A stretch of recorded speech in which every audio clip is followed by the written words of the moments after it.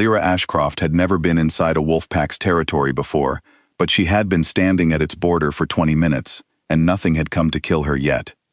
That felt like progress. The trees were old here.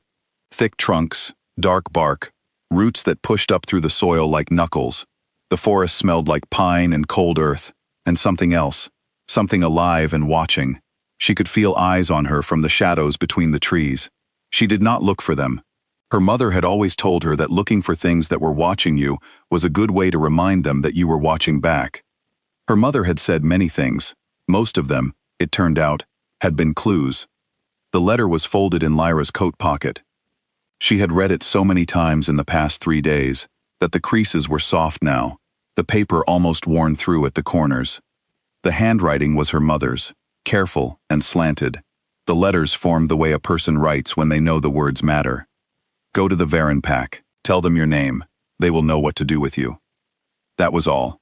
No explanation, no apology, no answer to the question Lyra had been asking her entire life, which was, why do I feel like I am standing slightly outside of everything, always?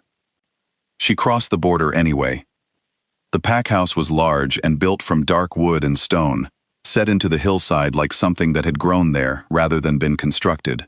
Lights burned in the lower windows. Lyra walked up the path with her bag on her shoulder, and her jaw set, and knocked on the front door like a person who had been invited, which she had not been, but confidence was a thing you could wear like a coat if you needed to. A woman answered, young, with dark eyes that moved over Lyra quickly and completely, the way a person looks at something they are trying to place. I am looking for the Alpha, Lyra said.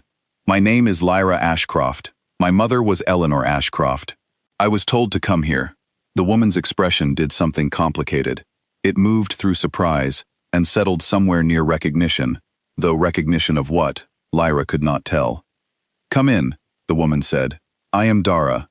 My brother is the Alpha. She said it the way people say things they are preparing you for. But at the great hall was full of people who stopped talking when Lyra walked in. She had expected this.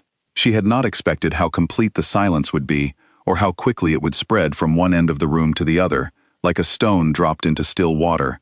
40 pairs of eyes, all of them sharp, all of them landing on her at once, and staying. Then the Alpha walked in from the far door, and the room rearranged itself around him, the way rooms do around people who are used to being the most important thing in them. Caelum Varek was tall and broad-shouldered, with dark hair and a face that looked like it had been built for weather. He moved without hurry. He stopped when he saw her, and then something happened to him, something very small and very fast, a stillness that passed through him from his feet up, the kind of stillness that comes before a decision.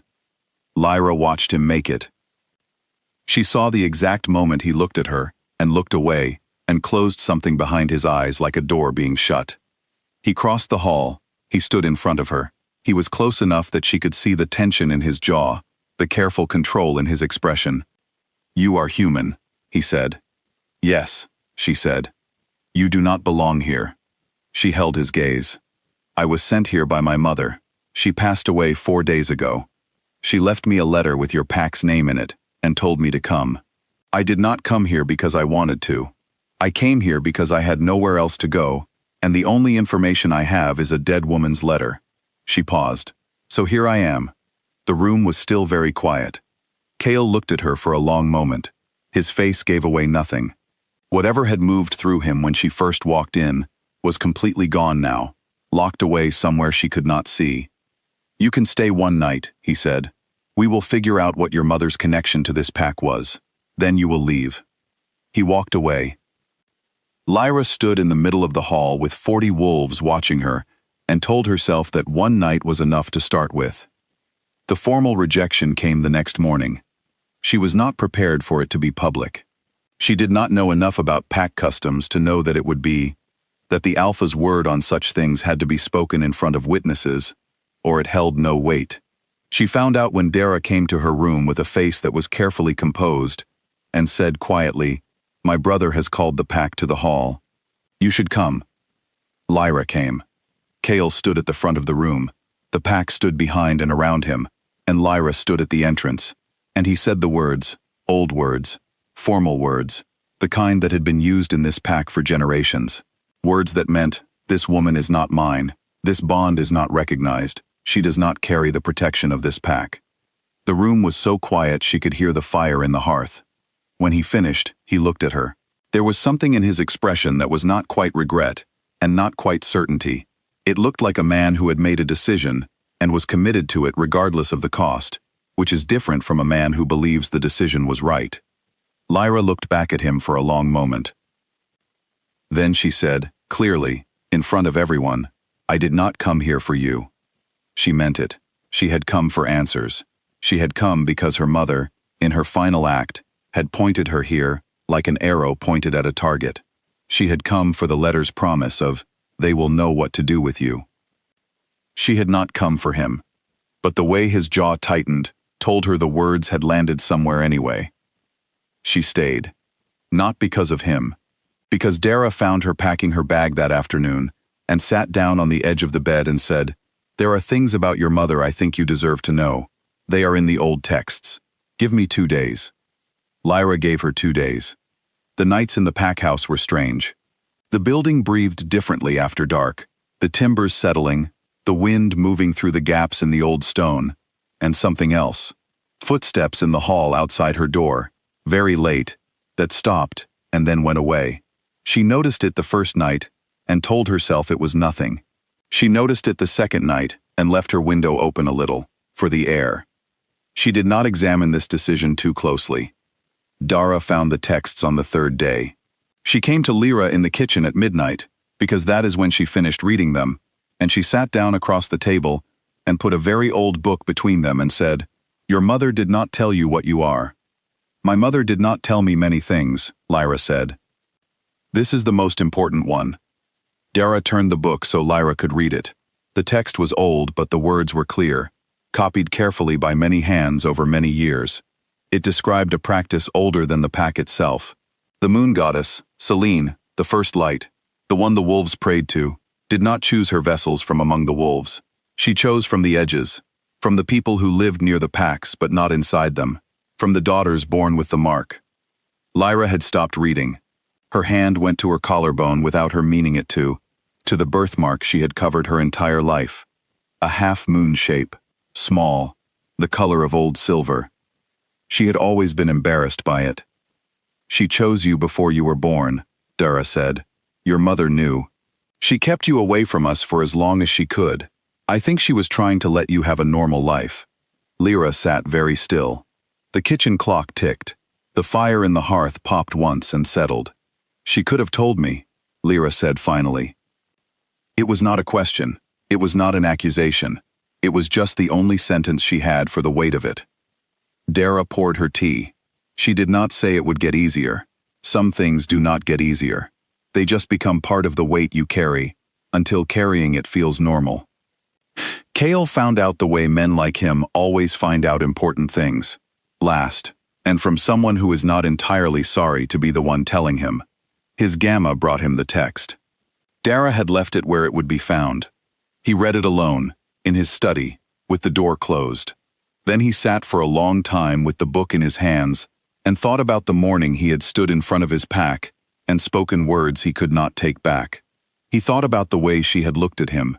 He thought about the footsteps he had no memory of, the mud on his boots 3 mornings in a row, the way his wolf had been pulling at something inside him, like a rope tied to a distant anchor, insistent and wordless and sure.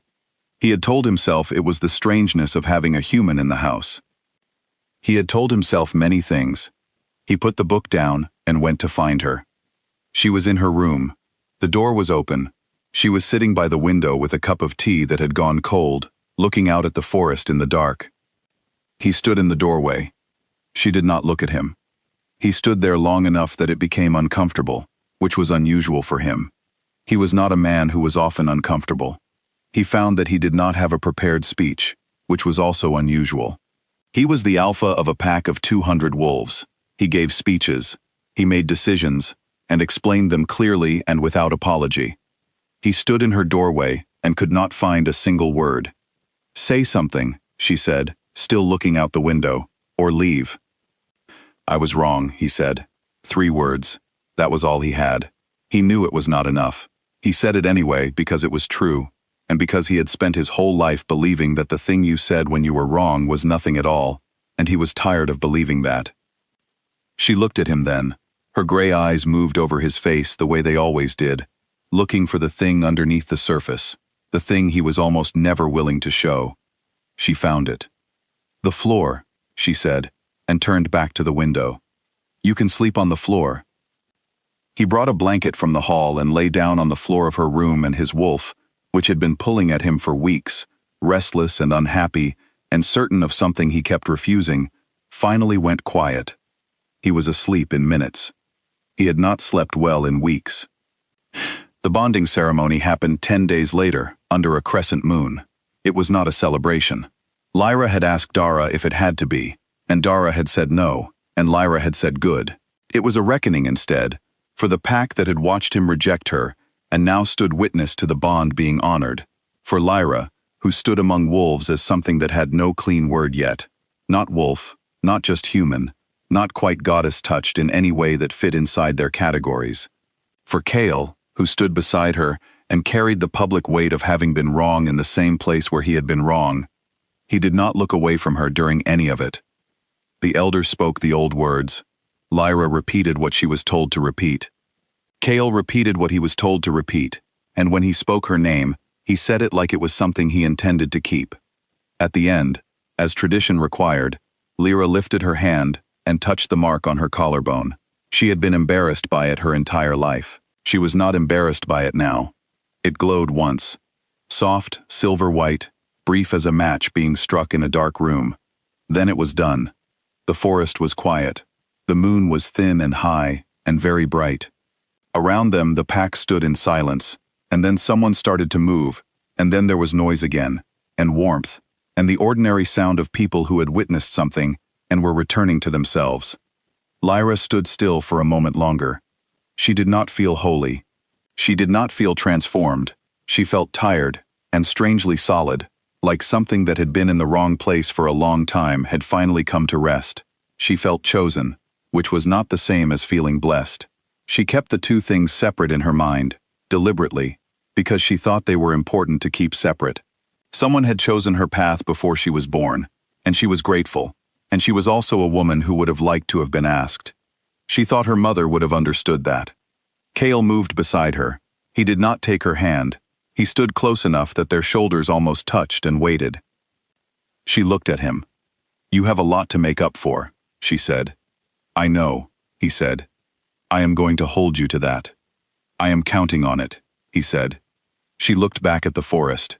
The trees stood dark and old and patient, the same trees she had stood at the edge of weeks ago, with a worn letter in her pocket, and nowhere to go.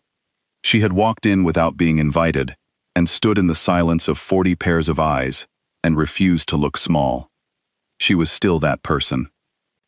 She would be that person inside this bond, inside this pack, inside whatever this life turned out to be.